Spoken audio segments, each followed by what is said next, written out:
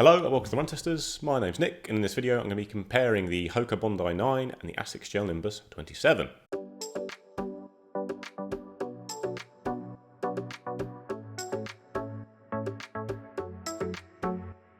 So the Bondi 9 and the Gel-Nimbus 27 are two high-end, cushioned, neutral training shoes that sit at the top of their respective brands' ranges. With the Asics, the Gel-Nimbus 27 sits above the Gel-Cumulus 27, and also the Nose Blast 5 has more affordable, cushioned options, whereas the Hoka Bondi 9 sits above shoes like the Clifton 10 and the Hoka Skyflow within the Hoka range. So they're both fairly expensive shoes as a result. The Hoka is £160 or $170, whereas the Gel-Nimbus is £180 or $165. So you've got a little bit of disparity in the way they're priced between the UK and the US. I don't know how that's going to change given the current climate. I'm not going to dive into any of that now.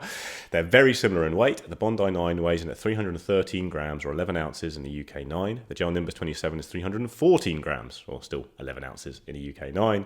Got a lower drop on the Bondi, it's 5mm, whereas the Gel-Nimbus has an 8mm drop. And in terms of the stack height, the Asics is the higher stacked shoe at the heel. It's 43.5mm, which then drops to 35.5mm at the forefoot. The Bondi at the heel in the men's shoe is 43mm, which is then 38mm at the forefoot, so it's slightly higher stack than the Asics at the forefoot. And then the woman's Bondi 9 is 1mm lower at the heel and forefoot. Comes the design of the two shoes. With the Hoka Bondi 9, you've got a supercritical EVA midsole foam with the usual Hoka rocker design. You've got a pretty wide base on the shoe to add some natural stability, which is also aided by sidewalls of foam and an internal heel counter at the back of the shoe. You have an engineered mesh upper with plenty of padding on the tongue and collar of the shoe, and then a durabrasion rubber outsole with rubber that covers most of the bottom of the shoe, especially around the heel and the forefoot. Then with the Asics Gel-Nimbus 27, you've got a jacquard mesh upper with, again, loads of padding around the back of the shoe and an internal heel counter to try and add a bit more support and structure there. You've got an FF Blast Plus Eco midsole with a pure gel insert under the heel, and again you've got a really wide base with this shoe to try and add some more natural stability. And then you've got an Asics Grip rubber outsole, again good coverage at the forefoot and heel. When it comes to the fit of the two shoes, I've got a UK 9 in both. With Hoka, that's a US 9.5. It's a US 10 with Asics, so it does have the roomier fit around the toe box, as you might expect, based on that sizing. That's my normal size for both of these brands, though, and I would stick to that with both of them. They do fit pretty well in terms of length. Enough room around the toe box, good level of comfort around the heel and midfoot as well. You've got a lot of padding on these shoes, so if you're someone who runs in hot conditions, tongue in particular might be noticeable as being a bit too padded and getting quite sweaty at times in sunny conditions, but the toe box on both of them I found pretty breathable during my testing. I prefer the heel design on the Hoka to the Asics. I haven't had any major problems with either in terms of it irritating or slipping or anything like that. But the way that Hoka tends to taper the backs of their shoes to cradle the Achilles without being too aggressive in the way they pad it, I've always really preferred, as someone who does occasionally get flare-ups of the Achilles from certain designs on shoes. But the padding on the Asics hasn't really bothered it either. It's got a lot of padding at the back there in a way that can feel a bit oppressive at times, but overall, very comfortable shoes. I would stick to your normal size with both. If you're using UK sizing, bear in mind that it's slightly different in the way it converts to the US. And if you're looking at the Hoka, there are wider versions of the Bondi available as well. I think it's not got the most narrow fit for a Hoka shoe, but it is a little bit more narrow than the Asics, which has a very roomy fit, I would say.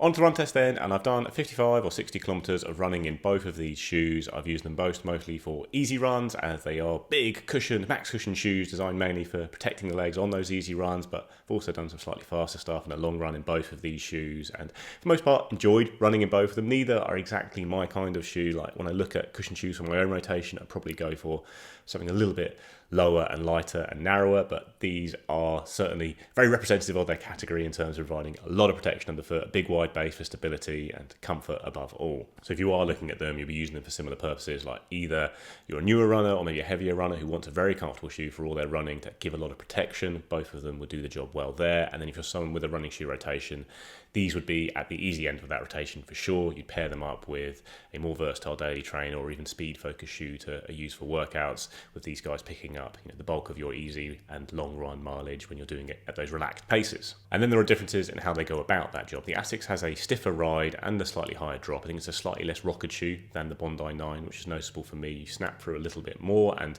the stiffness of the midsole does mean it's got a faster transition, I find, for sure, than the Hoka, which can be a bit ponderous when you're coming off the toes in particular. And that toe off is definitely an area where I did notice an advantage to being in the Asics shoe. It just seems to curve up more naturally and in line with the way I run. It just means I turn over a bit better in it at any speed, whether it's very relaxed, easy paces, or if I am looking at doing something slightly faster. With the Bondi 9, I just find I get a bit stuck in the forefoot of the shoe, and it's not like really a problem actually getting stuck and just coming to a complete halt, but it doesn't really curve and tick over as naturally for me as the Asics does. In terms of the heel design of the shoe though, the Bondi does feel a bit cushier to me and actually a bit wider than the Asics though. Looking at them, I think they're pretty similar width. It feels a little bit softer at the back of the shoe, and it's got a really nice heel bevel design that I do think just tips me from my heel onto my midfoot quite nicely as a heel striker. Like I say, the problem I have with the Rocker just seems to be at the toe off, where I don't seem to move quite as well in the Hoka as I do in the Asics, either when I've been testing them individually or when I did a short run of them at the same time. The stiffness and the slightly better transition off the forefoot was noticeable for me with the Asics. So they both certainly do a good job on easy runs of being very comfortable and protective, but when I'm on easy runs, what I'm mainly looking for is a shoe just to carry me through it, give some protection, but mostly just disappear and get out of the way. And I think the Asics does that a bit better. Like, I don't really notice it so much. It's protecting the legs. I'm rolling along. It's not, a light shoe, but it's not annoyingly heavy. Whereas the Hoka feels a bit more blocky to me. Like, just because I say I don't get that nice smooth transition all the way through my stride. And it's a similar in weight. It just feels a bit bigger to me and a bit of more of a chunk on the end of my foot than the Asics.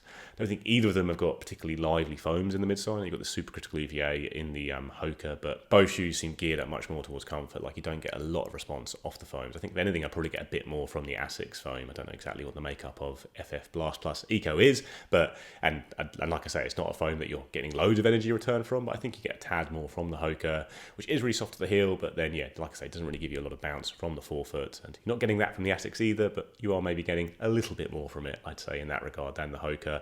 If you are looking for a more versatile shoe of the two, if you are looking to pick up a cushion shoe to use for absolutely everything, I think the Asics does have a slightly more agile and fast feel if you are going to do faster paced workouts in it, whereas the Hoka feels very much squarely in that cushion shoebox. Although I would say if you are going to start speeding up in the Asics, and you do sometimes notice a slightly slappy feeling from the outsole when you do that. I do anyway with the Gel-Nimbus 27, which I think does detract a little bit from the comfort when you're getting that slightly harder outsole feeling from it under the forefoot in particular. But it's not that bad. It's still a very comfortable shoe, and like I say, mainly designed for easy cruising where you don't notice that as much. So like I say, I did do a short run in both shoes at the same time. You notice that stiffer, slightly faster transition from the Asics. I did anyway, and I do feel like, like I say, on that run, the Hoka felt a bit wider, which is very rare to come across a shoe that will give you a feeling of more width and stability than the Gel-Nimbus 27, which is such a big shoe and designed for those purposes. And they both do that really well. They're very naturally stable shoes, and whether you're a neutral runner or someone who needs a little bit of support but doesn't want to go all the way to a full support shoe like the Asics Gel-Nimbus line, then you are going to get loads of natural stability from these shoes, which is welcome if you're racking up a lot of long miles and tired legs and just want a bit of support. Both of them do offer that, but it does mean they are both quite wide platforms, and that obviously takes away some of their nimbleness and the lightness of feel that you might want even on more easy runs. A verdict: these are both reliable cushion cruisers that will do a good job of soaking up a lot of miles, protecting the body, rotating ideally with faster shoes for workouts, and then just, like I say, handling all that easy and recovery mileage. I prefer the feel of the Asics Gel-Nimbus 27 myself. I don't think it's necessarily a much better shoe, but it's just I prefer the ride feel of it, and I think it's got more of a flowing ride to it, a more comfortable.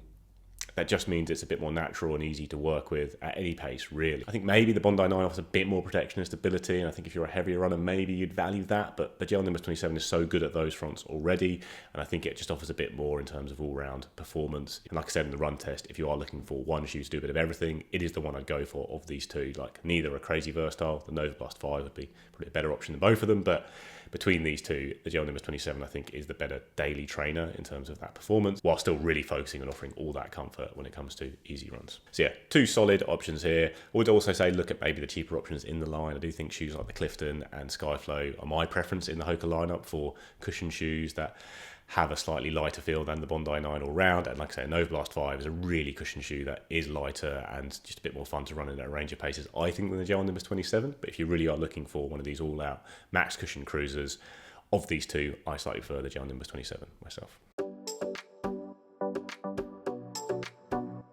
That's a comparison of the Asics Gel-Nimbus 27 and the Hoka Bondi 9. Let us know what you think in the comments below. Please like and subscribe, ring the little bell, and we'll see you next time.